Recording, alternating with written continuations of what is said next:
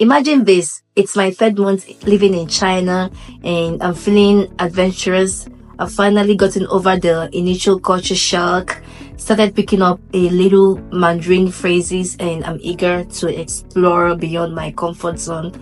So I decided to visit Hangzhou, a city I've always dreamt of because of its legendary West Lake.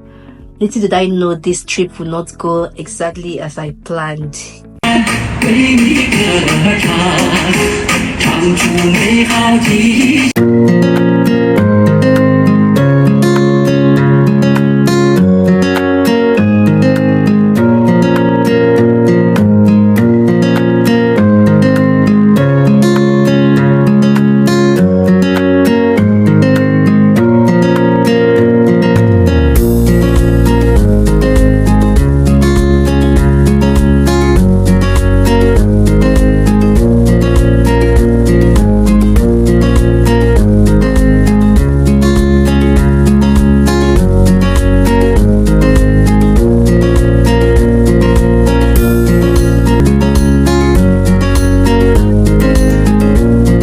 Guys, welcome back to my channel. If you are new, you're welcome. I'm Somi Chronicles, and if you're a returning subscriber, thank you so much for being here with me. And please don't forget to like, share, and most importantly, subscribe, comment. Let me know your thoughts about my video, my channel. Those mean a lot to me, okay? I could use some of them, okay? So guys, I started that day with so much confidence. I had my phone, I had my translation app, I had my map. Everything I thought I needed was on my phone. So I got there. The West Lake was as breathtaking as I imagined. This is not me exaggerating. It's not the usual lake, you know. There were trees swaying in the breeze, the shimmering water, the ancient pagodas. Everything was so mesmerizing.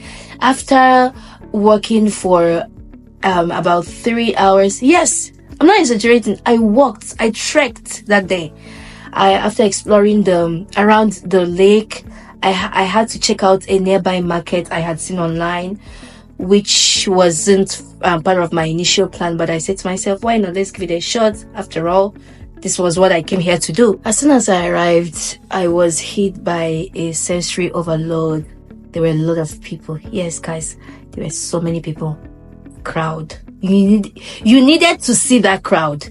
You sure needed to see that crowd. Oh my goodness. Then it was beautiful anyway. The crowds, people were minding their business. The smell of stinky tofu mixed with freshly grilled skewers, everything was just beautiful. The display of fruits, spices, vegetables, clothes, every corner was bustling. Yes, I didn't know when I wandered deep into the market that I got lost. Yes, ladies and gentlemen, I got lost. I started panicking. I didn't know what to do. I realized my phone battery was at 2%. There was no one to call for help. Who do I even call? Remember, I went there by myself, right? So I didn't know how to pronounce the name of my hotel correctly. My Mandarin vocabulary was not very helpful at that time, and I tried also to mime sleeping by resting my hands on my cheek just like this, but nobody understood me. I tried severally to pronounce the name of my hotel. They still didn't understand what I was saying. They either stared at me or shook their heads and walked away. The panic started setting in. Everything was just so frustrating. I was all alone here.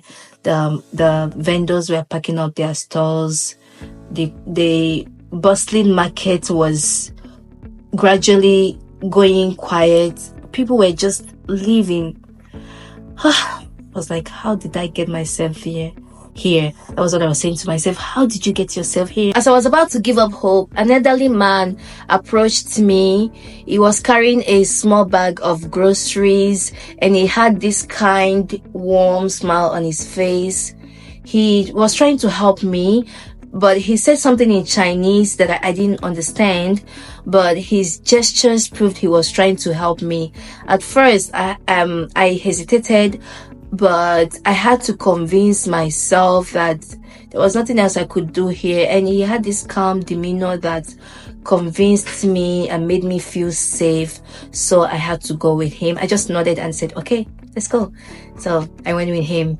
He led me through a maze of narrow alleys I wouldn't have found on my own, honestly speaking. So as we walked, I could notice life happening around me. Families were outside their homes eating dinner. Kids were playing games. There was an elderly woman I saw. She was outside knitting. People there were just welcoming. And it was not the polished side of China, actually. It was obviously not meant for tourists, right? But it was raw, authentic, and really beautiful. That's what I'll say. Yeah. Eventually, we got to a tea shop nearby. We got inside. There was a family sitting there having some tea, and minutes after, the man placed an order for tea for both of us. Chinese tea, because Nigerians, our definition of tea is different. So tea, not the hot chocolate tea we Nigerians know. So we got there. They offered me tea, which I took. It was a little bit bitter, but I had to take it. And we rested a little bit, and we continued our journey. In my mind, I was like, where the heck are we going? God help me. After today, I'm never going anywhere all by myself. That was what I was saying to myself. It was scary at some point, but I just decided to trust him, right? Yeah, I know it was risky, but I just did it because my battery at that point was already 1%. I needed to charge my phone so I could find my hotel and just call it a day and go back to wherever I came from. So 5 minutes after we arrived at the man's house, he has 2 kids and a wife.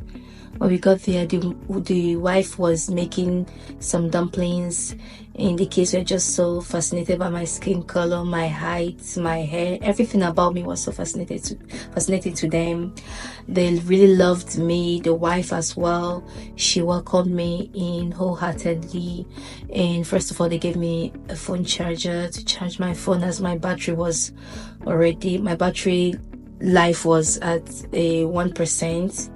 And I charged my phone. Minutes after the dumplings were ready, she served me and taught me how to use the chopstick. They were really nice, welcoming people, and they needed to know where I came from and how I got there, where the man found me. He found me for me. Where the man saw me. So we had to talk through the translation app, and I told them I came for tourism, and just told them what I came to do. And I sent the man a picture of my hotel as I had it on my phone. He immediately said he knows the place. He said, oh, I know the place. I can take you when you're done resting and your phone is fully charged. I said, okay. I was comfortable. They made me really feel so comfortable. And the kids were just hovering over me, asking me a lot of questions. What do I want to do? What am I doing? What are you eating? What's your country's food? Can you cook for us? Can you cook Nigerian food for us? A lot of questions that I couldn't even answer, considering the language barrier. We were talking with the translation app, the translator. I was answering some of their questions. The kids were very inquisitive. They were so inquisitive. Oh my goodness, they were asking so many questions. So many. I couldn't rest. Okay, later on, about an hour later, I felt it was time to leave. My phone had charged to the point where I could live with it. I told them that I was leaving, and they tried to convince me to stay the night, which I obviously declined, because at the end of the day, I just met this family and there was no way on God's green earth I'm spending the night there. Nope, I did not spend the night there. I felt it was gonna be more risky. So the family, the kids the kids told me they have beautiful things for me. They have toys, they have so many things, quilts. They will make me comfortable. They will give me more dumplings. They will give me more chaufan, which is fried rice. I shouldn't worry. I should spend the night. I should do this. I should do that. Those kids were adorable. So they saw me off, the whole family, saw me off, the wife, the kids, and okay, on our way out, the grandmother came. The grandmother was one charming human being as well. So all of them saw me off, and I took a bus to my hotel. And when I got there, the receptionist was like, she's looking for me, and I said, why looking for me? She said they tend to worry about foreigners, and today I'm the only foreigner in the hotel. That was what she said. She said, you're the only foreigner today in this hotel, so we tend to worry so much about our foreign guests.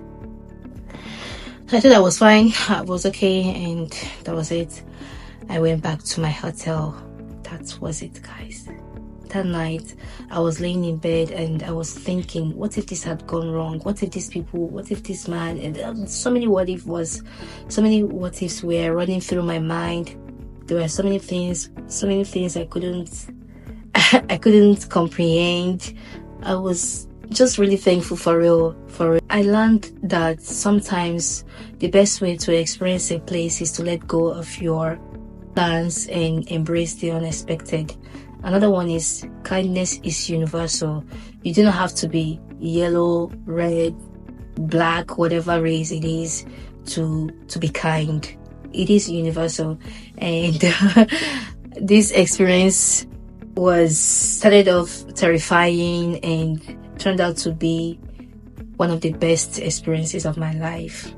Yes, I really enjoyed myself, and till today I'm still in contact with that family. Yes, I'm still very much in contact with them. The kids are now 11 and 12.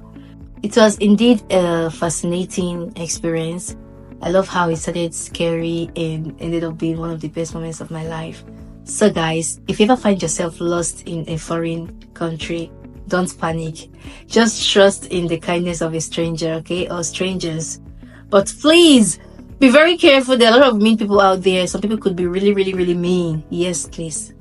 So be very careful, and let me know in the comment section if you've had similar experience. Have you been lost somewhere? Just let me know in the comment section, and see you guys next time. Bye.